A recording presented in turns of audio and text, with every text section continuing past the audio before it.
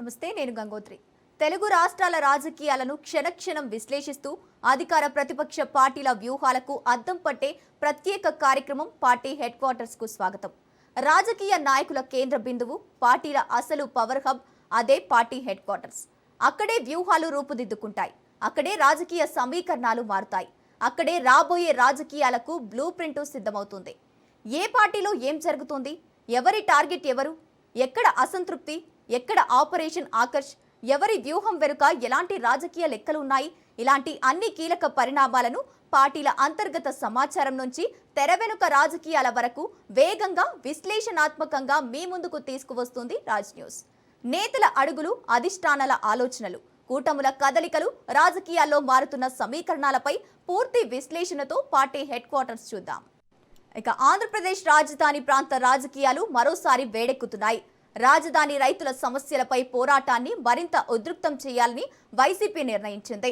ఈ నెల 27న రాజధాని ప్రాంతంలో వైసీపీ నేతలు పర్యటించనుండటం రాజకీయంగా ప్రాధాన్యం సంతరించుకుంది.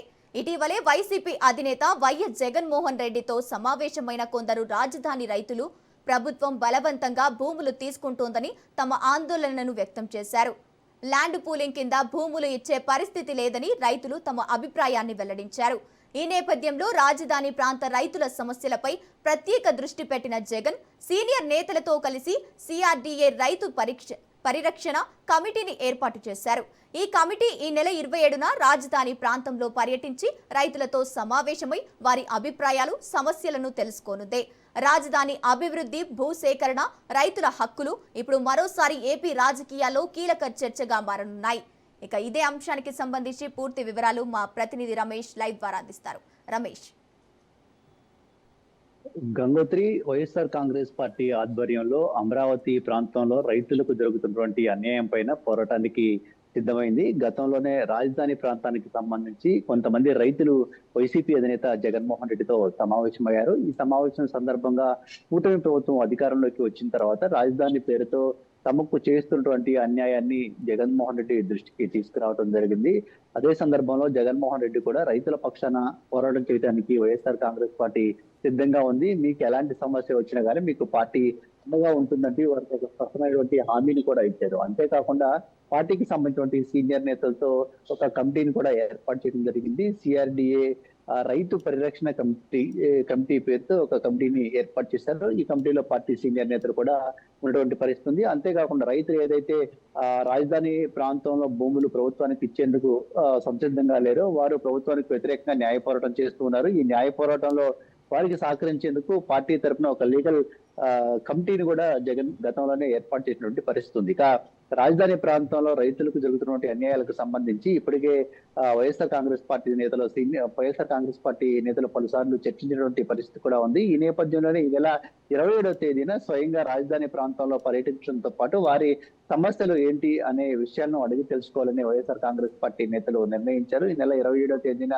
వైఎస్ఆర్ కాంగ్రెస్ పార్టీ మంగళగిరి నియోజకవర్గ అసెంబ్లీ సమన్వయకర్త వేమారెడ్డి ఆధ్వర్యంలో పార్టీ నేతలందరూ కూడా రాజధాని ప్రాంతంలో పర్యటించబోతూ ఉన్నారు. గతంలో జగన్మోహన్ రెడ్డితో రైతులు భేటీ అటువంటి సందర్భంలో ప్రధానంగా కూటమి ప్రభుత్వం రెండోసారి అధికారంలోకి వచ్చిన తర్వాత అమరావతి రాజధాని కోసం బలవంతంగా భూములు సేకరించే ప్రయత్నం చేస్తుందని జగన్మోహన్ రెడ్డి దృష్టికి తీసుకొచ్చారు. అదే సందర్భంలో కొంతమంది రైతులు ఇప్పటికే మేము కొంత పొలాన్ని రాజధాని కోసం ఇచ్చినటువంటి పరిస్థితి కూడా ఉంది. రెండో విడత కూడా ల్యాండ్ పూలింగ్ లో భూములు ఇవ్వాలని అధికారులు ఒత్తిడి తీసుకొచ్చే ప్రయత్నం చేస్తూ ఉన్నారు. కానీ తమ భూములు ఇచ్చేందుకు ఏమాత్రం సిద్ధంగా లేము అనే విషయాన్ని కూడా జగన్మోహన్ రెడ్డి దృష్టికి తీసుకొచ్చారు. అంతేకాకుండా మొదటి విడతలో ఏదైతే 30,000 ఎకరాలకు సంబంధించి రైతులు ప్రభుత్వానికి భూములు ఇచ్చారో వారిలో ఇంకా కొంతమందికి ప్రభుత్వం నుంచి రావాల్సినటువంటి ఫ్లాట్లు కానీ అదేవిధంగా ఇతర సౌకర్యాలు ఏవైతే ఉన్నాయో అవి కూడా ఇంతవరకు అందలేదు. కాబట్టి ఈ విషయంలో కూడా ప్రభుత్వం పైన ఒత్తిడి తీసుకురావాలంటూ కూడా వైఎస్ఆర్ కాంగ్రెస్ పార్టీ అధినేత జగన్మోహన్ రెడ్డిని రైతులు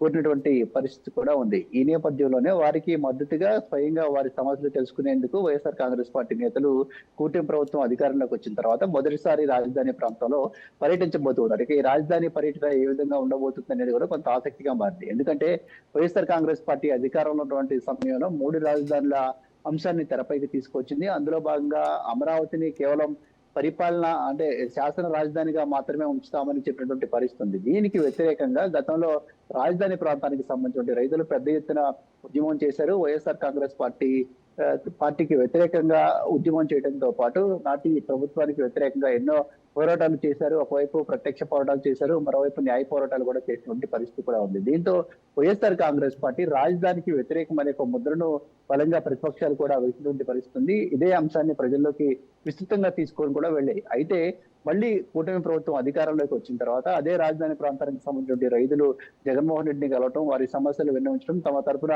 పోరాటం చేయాలని కోరినటువంటి నేపథ్యంలో వైఎస్ఆర్ కాంగ్రెస్ పార్టీ కూడా ఇక రాజధాని రైతుల పక్షాన ఖచ్చితంగా పోరాటం చేయాలనే ఒక నిర్ణయానికి అయితే వచ్చినటువంటి పరిస్థితి కూడా ఉంది. కాబట్టి మొదటిసారి రాజధాని ప్రాంతంలో వైఎస్ఆర్ కాంగ్రెస్ పార్టీకి సంబంధించినటువంటి నేతలు పర్యటించబోతున్నారు. ఇక ఈ పర్యటనకు అక్కడ స్థానికంగా రైతులు మద్దతు ఇస్తారా, లేదంటే ఎవరైనా వ్యతిరేకిస్తారా, ఎలాంటి రాజకీయ పరిణామాలు జరగబోతాయనేది చూడాల్సి ఉంటుంది. ఇది ఎలా ఉంటే రాజధాని అంశానికి సంబంధించి వైఎస్ఆర్ కాంగ్రెస్ పార్టీ మొదటి నుంచి కొన్ని ఆరోపణలు చేస్తూ ఉంది. చంద్రబాబు రాజధాని పేరుతో పెద్ద ఎత్తున అవినీతి చేస్తూ ఉన్నారనేది వైఎస్ఆర్ కాంగ్రెస్ పార్టీ చేసినటువంటి వాదన. అంతేకాకుండా అమరావతి ప్రాంతంలో రాజధాని నిర్మాణం చేయాలంటే కేవలం అక్కడ ఇన్ఫ్రాస్ట్రక్చర్ డెవలప్మెంట్ కోసమే 2 లక్షల కోట్లు కావాలి. అంత పెద్ద మొత్తంలో ఖర్చు చేసే పరిస్థితుల్లో ఆంధ్రప్రదేశ్ లేదు. కాబట్టి అమరావతిలో చేసినటువంటి డెవలప్మెంట్ ఏదైతే ఉందో దాన్ని పక్కన పెట్టి మావిగన్ అంటూ ఒక కొత్త నినాదాన్ని జగన్మోహన్ రెడ్డి తెరపైకి కూడా తీసుకొచ్చారు. గతంలో మావిగన్ అంటే మచిలీపట్నం, విజయవాడ, గుంటూరు 3 ప్రాంతాలను కలిపి రాజధానిగా ఏర్పాటు చేయాలి. దీనివల్ల రాజధాని చాలా వేగంగా అభివృద్ధి చెందడానికి, వేగంగా నిర్మాణం చేయడానికి అవకాశం ఉంటుంది. ఎందుకంటే ఇప్పటికే మచిలీపట్నంలో పోర్ట్ ఉంది, ఇటు ఎన్టీఆర్ జిల్లా గన్నవరంలో ఎయిర్పోర్ట్ ఉంది, ఇక గుంటూరులో రైల్వే స్టేషన్ కానీ, జాతీయ రహదారులు కానీ ఇవన్నీ అందుబాటులో ఉన్నాయి. కాబట్టి ఈ 3 ప్రాంతాలను కలుపుతూ రాజధాని ఏర్పాటు చేసినట్లయితే ఇప్పుడు అమరావతి ప్రాంతంలో ఏదైతే 2 లక్షల కోట్లు రూపాయలు ఖర్చు పెట్టాల్సి ఉంటుందో అంత ఖర్చు చేయాల్సినటువంటి అవసరం లేకుండా కేవలం ఒక 20,000 కోట్లు మాత్రమే ఖర్చు చేస్తే ప్రపంచ స్థాయి రాజధాని అందుబాటులోకి వస్తుందంటూ కూడా జగన్ చెప్తున్నటువంటి పరిస్థితి కూడా ఉంది. అయితే ఈ మాల్గన్ ప్రతిపాదన ఇప్పటికే కూటమి పార్టీలు కూడా తీవ్రంగా వ్యతిరేకిస్తూ ఉన్నాయి. రాజధాని విషయంలో వైఎస్ఆర్ కాంగ్రెస్ పార్టీకి అంటూ ఒక స్టాండ్ లేదనే విమర్శలు కూడా వస్తూ ఉన్నాయి. గతంలో జగన్మోహన్ రెడ్డి అమరావతి ప్రాంతంలో రాజధాని పెడితే తమకు అభ్యంతరం లేదని చెప్పారు.